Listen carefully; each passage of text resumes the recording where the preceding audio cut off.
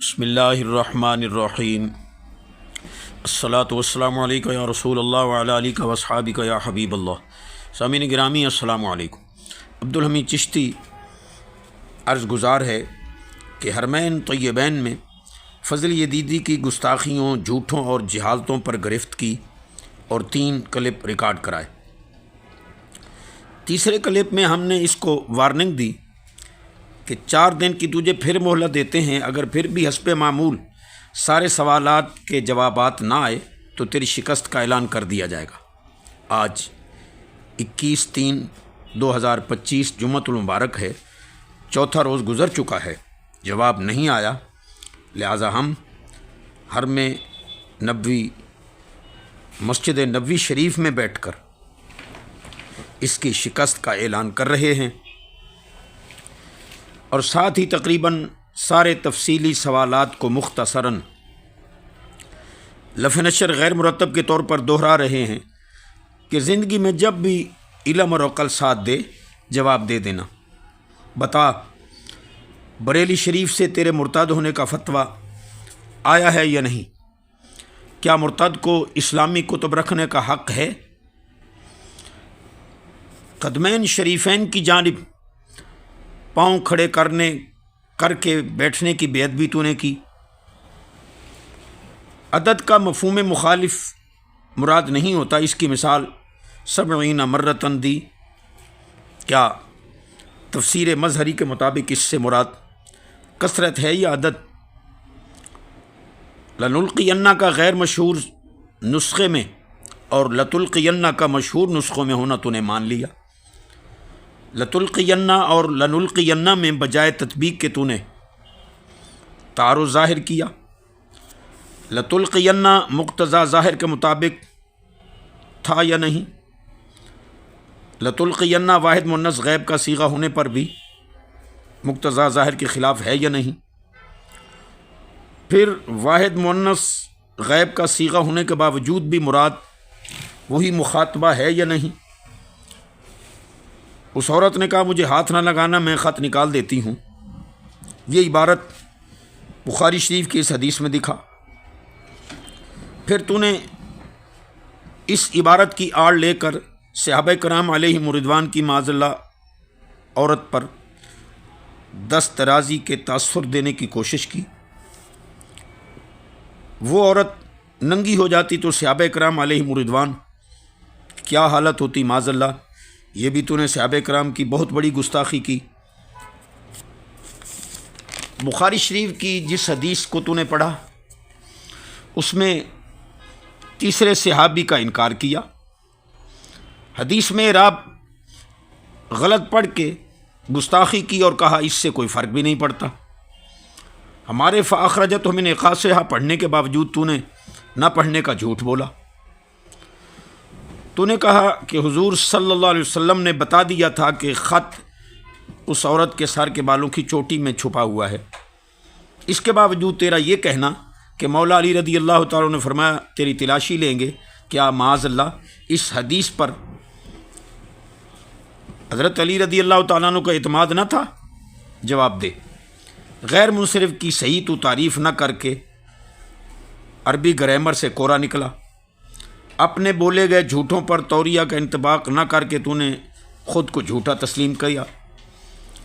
حدیث پاک کے لفظ امی کو بدل کر حدیث پاک میں تحریف لفظی و معنوی کا ارتکاب کیا۔ ہاتھوں کی ایکٹنگ سے حضرت جعفر طیار رضی اللہ تعالیٰ عنہ کی پرواز والی حدیث کا مذاق اڑایا۔ قرآن کریم کے مقابلے میں اذا مروا بالحق مروا لیاما جھوٹی آیت بنا کر تو نے کفر کا ارتکاب کیا۔ یحمون قرابتی کا ترجمہ غلط کیا۔ پھر دوسری روایت میں اہلی چھوڑ کر صرف مالی مراد لے کر حدیث کے ایک جز کا انکار کیا۔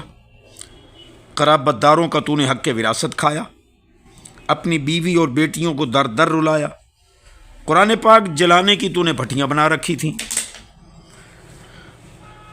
کیا محافظ اوراق مقدسہ ایسے ہوتے ہیں؟ کیا تیرے ہی تربیت یافتہ کرندے پر قرآن جلانے کا مقدمہ ملتان میں درج نہیں ہوا؟ اور کیا وہ گرفتار نہیں ہوا؟ کیا تو نے مقدس اوراق کی حفاظت کے پاک مشن کو مال بٹورنے کا ذریعہ نہیں بنایا؟ ورنہ دے کل ما کا حلف۔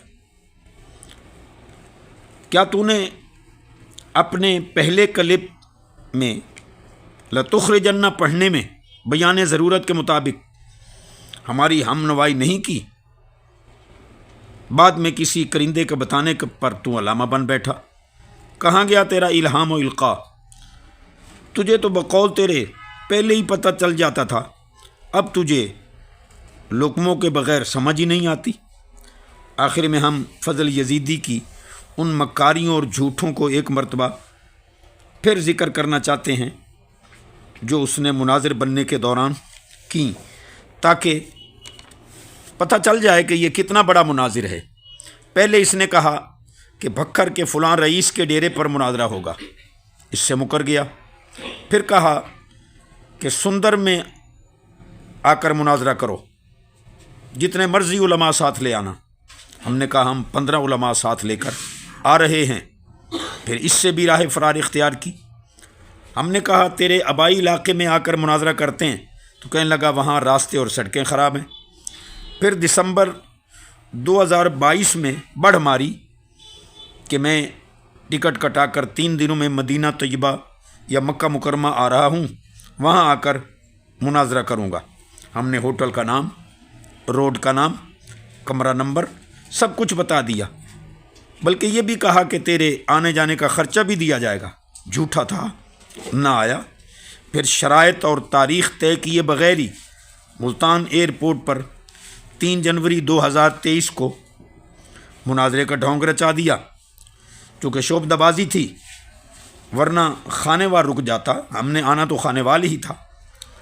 پھر ملتان میں بھی نہ ہوٹل کا نام، نہ روڈ کا نام، نہ کمرے کا نمبر بتایا، نہ ہی فون کیا، نہ ہی کسی کرندے کے ذریعے ہمارے پاس پیغام بھیجا، حالانکہ اس کے پاس ہمارا فون نمبر بھی تھا اور اس کے کرندے بھی اس کو پل پل کی رپورٹ دے رہے تھے۔ علامہ پیر سید شبیر حسین شاہ صاحب جلالی، علامہ بدر منیر صاحب سر عام روڈ پر کھڑے ہوئے اس کو چیلنج کرتے رہے، اس کے کرندے اس کو اطلاع بھی دیتے رہے،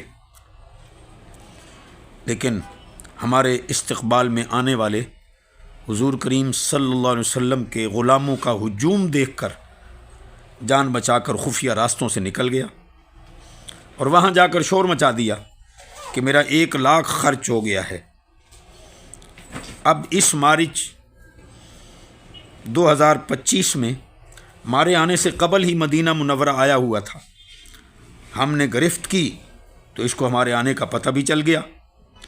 اب جو ٹکٹ کٹا کر حرمین طیبین میں مناظرے کرنے کا جھوٹ بولتا ہے اور شعبہ بازی کے لیے ملتان ایئرپورٹ پر آتا ہے، وہ ہماری گرفت کے باوجود مدینہ منورہ میں ہوتے ہوئے ہمارے سامنے کیوں نہیں آتا؟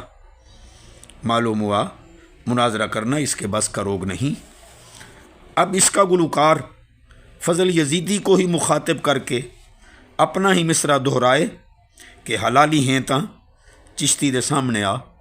والسلام عبدالحمید چشتی، مدینہ منورہ، زادہ اللہ شرفوں و تکریم۔